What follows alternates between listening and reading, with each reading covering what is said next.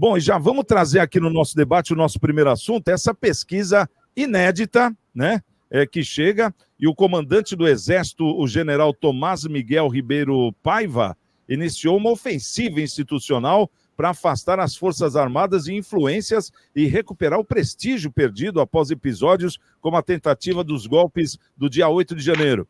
A iniciativa foi materializada em uma ordem emitida por Paiva no dia 10 de agosto e publicada no Boletim do Exército na última sexta-feira. A estratégia de defesa da instituição inclui a criação de uma Associação Nacional de Amigos do Exército, com presença em todo o país. O plano do comando prevê ainda a luta por benefícios para militares e seus familiares, a fim de passar a mensagem ao público interno de que a atual gestão da instituição está comprometida com os interesses do Exército.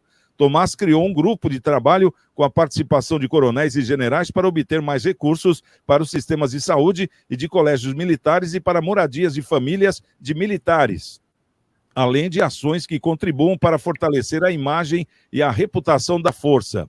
Segundo pesquisa da Genial Quest, divulgada na última segunda-feira, aparece uma porcentagem de quem confia pouco nas Forças Armadas, e foi registrado um crescimento que era de 36% em dezembro de 2022, para 41% em agosto desse ano. Quer dizer, a Genial Quest é uma pesquisa que está sendo vista como referência hoje do atual governo, né? E aqui no Confia Pouco, trazendo aí quase metade da população brasileira dizendo que não confia mais nas Forças Armadas. Marcelo, por que será que o Exército e as Forças Armadas caíram nesse descrédito tão grande? Olha, por todo o contexto, né, das últimas eleições, da submissão, né, do comando das Forças Armadas, né, tudo aquilo que nós vimos e estamos vendo aí, né? Não que a gente queira intervenção, queira essas coisas, mas queira pelo menos um posicionamento, alguma coisa assim, em certos assuntos, né? Que a gente espera aí que aquele que defende aí a nossa Constituição, defende a nossa pátria, né? Se posicione. Mas com tudo o que aconteceu, né? Acabaram aí trazendo aí alguns impactos negativos, né? E o atual comandante das Forças Armadas quer reverter aí a situação, tal, né? Espero que essa reversão de situação não venha acompanhado de benefícios, né? Benefícios que eu digo para o alto escalão, né? Não para quem realmente faz o Exército ficar forte, né? São ali os soldados, cabos, sargentos, né? Que realmente faz a máquina andar, né? Esses sim movem ali a força do Brasil e ficar aí pujante, né? Como eu sempre trago os dados aqui, né? Eu estou com os dados aqui da própria pesquisa, as confianças nas instituições militares por região, né? Então, por exemplo, do confia muito. Vou pegar só o confia muito, que é para a gente ter uma base aí, tá? No Nordeste, na última pesquisa, era 46%. Nessa pesquisa atual, 36%. No Sudeste, na região Sudeste, era 42%. Aí agora, 30%. No Sul, olha só no Sul, era 39% e passou para 40%. O confia muito, né? E na região Centro-Oeste e Norte, era 46%, passou para 32%. Então, esse contexto todo, ele traz aí, ele vem, né, acompanhado, né, de tudo aquilo que aconteceu logo após aí as eleições, de todo aquele pessoal que ficava na frente dos quartéis aí, né, ou da ação ou da falta de ação também, né? Então, tudo isso aí acabou canalizando nessa perca de confiança aí do Exército brasileiro, e isso aí agora vamos ver como é que vai ser retomado aí pelo nobre comandante das Forças Armadas. Ô, Filete, a gente vê que a confiança é um quesito importantíssimo, ainda mais na questão das Forças Armadas, né? Nós estamos falando aqui das 3 maiores forças que vão proteger o Brasil em qualquer eventual guerra ou então eventual invasão que se tenha. Hoje, pela primeira vez na história, hoje a gente vê uma pesquisa do Exército trazendo justamente essa rejeição tão grande. Aquele pedido de socorro, né, da população no dia 8 do passado, né, até antes, né, eu acho que até o que ocorreu, né, no dia 8, porque o evento já vinha de 3, 4 meses antes, as pessoas na frente dos quartéis pedindo socorro ali 24 horas por dia, passaram-se os meses e o Exército simplesmente entregou essas pessoas na mão dos novos dirigentes, tanto que hoje nós temos vários presos aí que são até taxados como terroristas, enfim, crianças, idosos, pessoas excepcionais, cachorro foi preso, enfim, e que continua, a grande maioria presa ainda, né, desde o dia 8, como os terroristas do Brasil. E a gente vê até uma série de questões que são conflitantes, porque se a pessoa é terrorista, como é que pode estar solto uma parte e a outra presa ainda? Então, quer dizer, não tem nesse contexto, não se sabe realmente se é ou não é. Tanto que tem até essa questão de dizer que o STF está soltando terroristas. O país que mais soltou terroristas no mundo é o STF, porque soltou mais da metade das pessoas, mas ainda tem várias presas. E o Exército simplesmente se omitiu, virou as costas e pronto, lavou as mãos e vida que segue. Depois desse episódio do povo brasileiro, a qual clama o Exército e clamou para que fizesse alguma coisa, para que se analisasse o que estava acontecendo no contexto político, e justamente essa virada de costas do Exército, foi isso que deixou o povo sem credibilidade? E outra pergunta, como é que o Exército vai agora provar para o povo que ele é de confiança, sendo que na primeira vez que foi exigido pelo povo, não apareceu?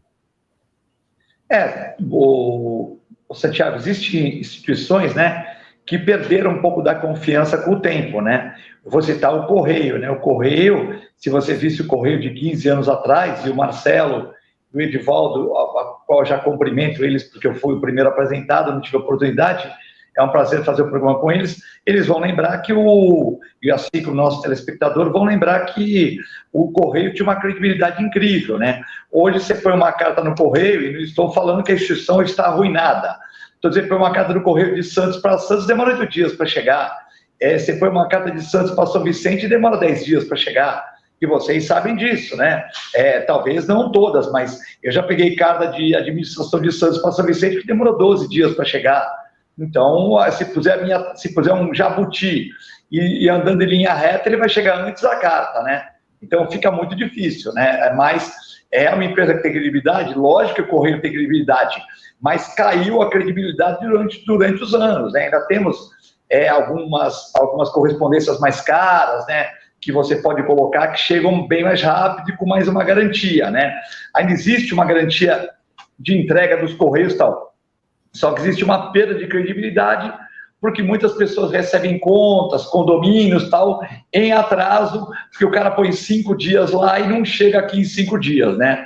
Então, é complicado. O Exército também, ele é uma instituição que tinha uma credibilidade total. Não quer dizer que o Santiago, o Marcelo, o Edivaldo e o Eduardo Filete pensem dessa maneira, né? Nós estamos vendo um todo, talvez eu não pense assim, mas na credibilidade com as pessoas que eu converso no dia a dia, seja alunos da faculdade, chega clientes aqui, chega alunos do meu curso, seja alunos do meu curso de enfermagem, chega amigos meus particulares, tal, o Exército realmente perdeu a credibilidade, né? Até porque, se você for pensar pelo lado da esquerda, o Exército está envolvido em suposta venda de não sei o quê, venda de não sei o que lá, que é uma coisa mais simples. Se você for pensar pelo lado da direita, fala, poxa, mas o Exército não fez nada, essa eleição não sei como é que foi, não mostraram um código-fonte e tal. Então, eu estou pensando na cabeça de uma pessoa da direita, né, radical, ele vai falar um monte de coisa. E da esquerda também, fala, poxa, mas estava envolvido com o Bolsonaro, venda de relógio, não sei o quê. Então, realmente, quando você tem um monte de suspeita, tanto de um lado quanto de outro, algumas que são de pouca importância num contexto, outras de muita importância, você perde credibilidade, né? Se os dois lados estão falando de você, um para talvez incriminar o ex-presidente Jair Messias Bolsonaro, e aqui não estou entrando no mérito, mas dizendo que o militar levou, carregou, pegou dinheiro, vendeu, não vendeu, foi para os Estados Unidos, não foi, ficou em hotel, não ficou, comunicava com o presidente e tal. Isso é uma teoria de algumas pessoas. E tem outra teoria também de outras pessoas que, ao invés de intervir, devia tomar mais conta da eleição, que não tomou, tal. Isso não quer dizer que seja a minha opinião. Estou falando que a gente escuta, né? E aí você perde credibilidade. Quando os dois lados estão um pouco insatisfeitos, a esquerda nunca foi muito do Exército, né? E hoje desconfiando que o Exército tinha umas ligações aí com o extremas, com o presidente Jair Messias Bolsonaro.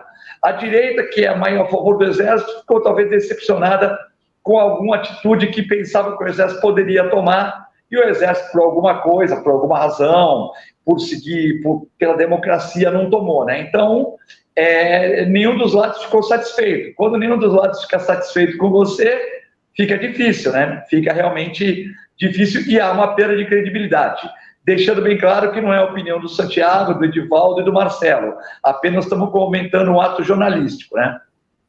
Tá certo, perfeito, Filete. Ô, Edivaldo, uma questão que fica no ar é que, por exemplo, a gente nota que a pesquisa ela tinha 35% ou 36%, né? Há um tempo atrás, questão no final do ano passado, e do final do ano passado para cá, ou seja, para agosto, subiu quase dando metade da população, né? Subiu para 40 e poucos % aí, justamente essa não credibilidade aí, pessoas não acreditando nas Forças Armadas e principalmente no Exército Brasileiro. A gente está vendo aí ultimamente essa questão do Mauro Cid, né? O Mauro Cid, que é um imediato, vamos dizer assim, que era do presidente Bolsonaro, é um militar de carreira, o pai dele é um general do Exército Brasileiro. Será que esse contexto de descrédito também não se vê na questão do Exército Brasileiro também, além de ter deixado o povo na mão no dia 8, naquela questão que a gente já comentou, ter deixado um militar para trás? Porque a gente vê que a questão de honra de um exército mundial não deixar ninguém para trás. A gente vê até aquele Soldado Ryan, um baita filme que foi premiadíssimo, justamente sobre um pelotão que vai atrás de um soldado, né, que estava ferido na Guerra da Alemanha.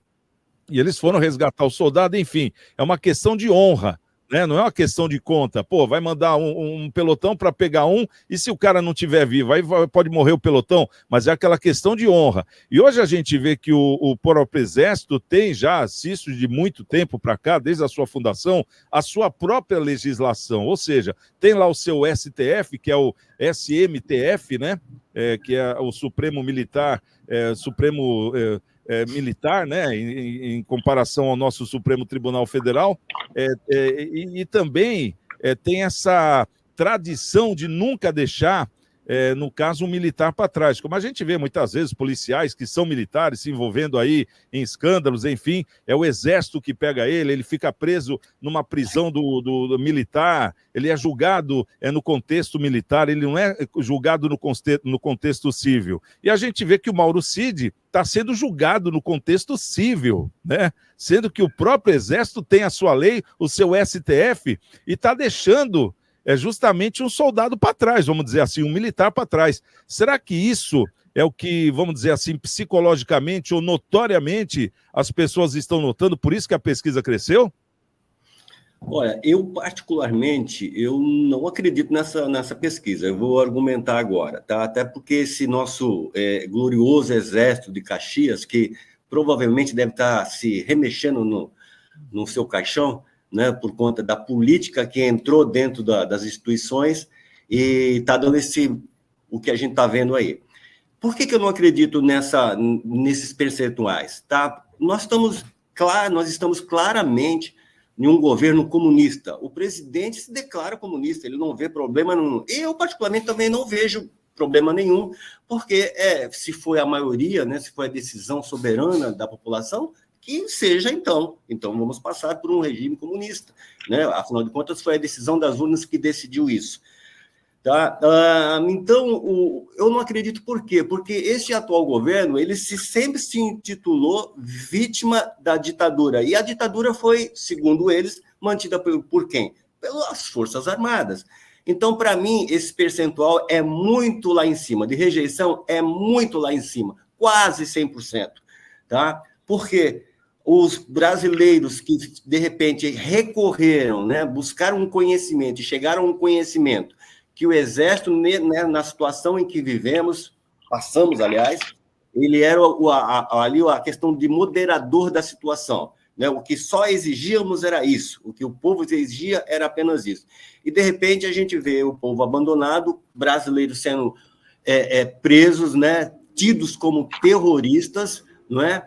E nada se fez, simplesmente foi abandonado, né? E o que você falou do exemplo, que é uma tradição, né? O Exército não deixa, não somente no Brasil, né, como qualquer exército do mundo, não deixa os seus soldados para trás, né? Tá? Sempre tem essa questão. O CID, a questão do CID ser lá o assessor, não é bem essa palavra, não me vem aqui o termo correto, né? Isso é uma tradição já, não somente usada no Brasil, como nos Estados Unidos, e a maioria dos países usam sempre militares como assessores do governo para esse tipo de coisa, do presidente especificamente falando. Então, para mim, esses números são muito maiores. Não sei se você que nos assiste, concorda com isso, né? Mas essa é a minha opinião. Esses números devem ser muito maiores porque a parte que elegeu o atual governo, repito, que é um governo comunista, se coloca como tal, e eu respeito isso, repito também isso. Né? Mas a outra parte, não queria nada disso. Não é? Então, é essa parte que interessa, que eu tenho certeza que está bastante decepcionada. Porém, nada tem a ver, como eu disse, com o glorioso Exército de Caxias. O problema é a política invertida, né? Porque a política em si é uma questão nobre, muito boa. Todos nós fazemos políticas diariamente em nossas casas, nos nossos trabalhos. Né? O problema é que quando se inverte, né? Porque política é servir o outro, não se servir do outro. Né? Mas, enfim, sinceramente, eu não acredito nessa pesquisa, não. Acho que é mais uma pesquisa furada, simplesmente para poder enganar e as pessoas acharem que não está bem, a coisa está ruim, mas não está tão ruim assim. Eu penso dessa forma. Tá ruim, mas tá bom, né? Ô, Marcelo, só para a gente encerrar aqui, eu vejo pela primeira vez também um viés político no Exército, coisa que não tinha, porque já foram faladas várias vezes, que até por generais mesmo no comando na época, que o Exército não está aqui para agradar ninguém. O Exército está aqui para ser eficaz e fazer a sua parte perante a sociedade. E hoje a gente vê que o Exército está querendo agradar a população. Você está vendo algum viés político? Olha, o Exército, ele segue ordens supremas, aí, ou do presidente ou do Supremo, lá, pelo que nós já vimos aí. Então, eu não vejo nenhum problema aí de termos pessoas do Exército que participem da política. É só se afastar. Se afasta e participe. Como nós temos de outras áreas também. Todas as áreas participam da política. Por que quem é do Exército também não pode? O que não pode é estar participando concomitantemente. Aí, obviamente, existe conflito, né? Mais ou menos aí, como foi julgado aí nesses dias pelo STF, que pode julgar uma ação onde o cônjuge defende uma empresa e aí vai para o STF, aí o marido pode julgar a ação que o cônjuge é advogado, enfim, essas coisas assim que não é muito legal. Mas, de resto, eu não vejo nenhum problema nessa situação.